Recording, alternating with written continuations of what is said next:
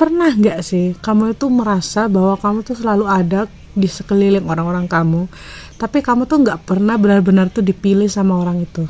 Dia chat kamu kalau misalnya dia tuh lagi sepi, terus kalau misalnya dia lagi butuh, tapi begitu ada orang lain kamu tuh langsung jadi nomor 2. Dan yang paling nyesek, kamu tuh tahu bahwa kamu tuh tetap bertahan. Aku pernah lihat pola ini, dan mungkin kamu juga lagi ada di dalamnya sekarang. Kamu jadi orang yang paling pengertian ke semua orang, yang selalu bilang gak apa-apa kok, padahal dalam hati ya jelas kenapa-kenapa.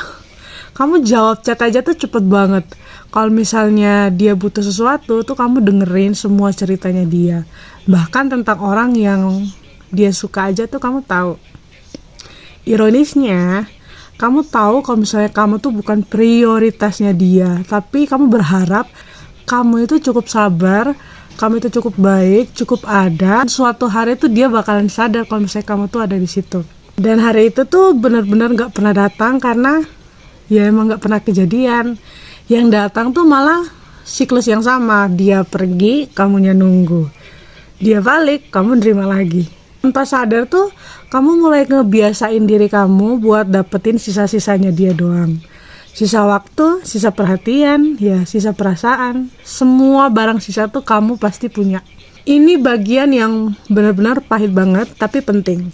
Kamu bukan selalu jadi pilihan kedua, tapi kamu tuh mengizinkan diri kamu diperlakukan seperti pilihan yang kedua. Karena ya setiap kali kamu stay, tetap nerima, ya tetap ada tanpa batas. Kamu lagi ngajarin dia sesuatu hal, bahwa nggak apa-apa kok kalau misalnya kamu tuh nggak dipilih, aku sepenuhnya tetap di sini. Padahal sebenarnya dalam hati pasti banyak pikiran. Dan manusia itu sesederhana ini loh.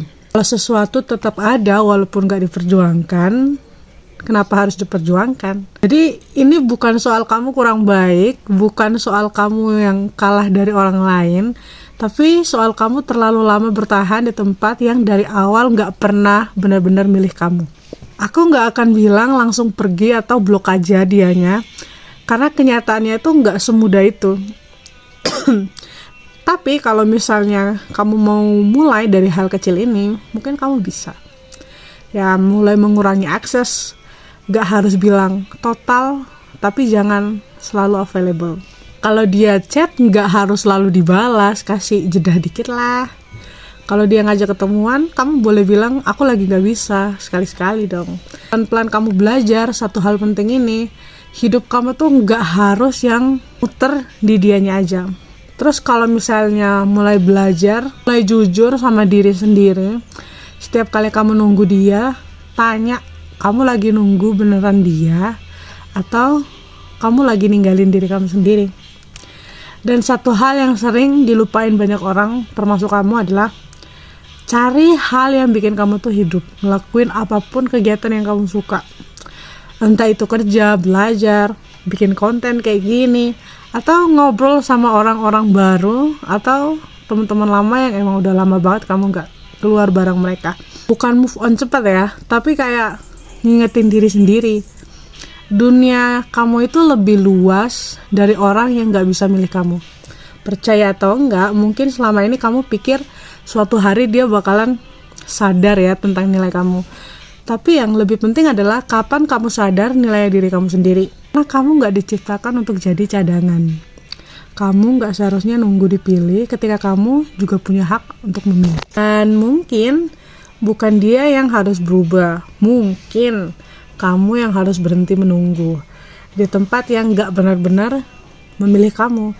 Karena kehilangan dia itu bukan kegagalan, tapi awal dari satu hal yang selama ini tuh bikin kamu tertunda memilih diri kamu sendiri. Jadi kalau misalnya kamu hari ini gak milih diri kamu, ya mulailah.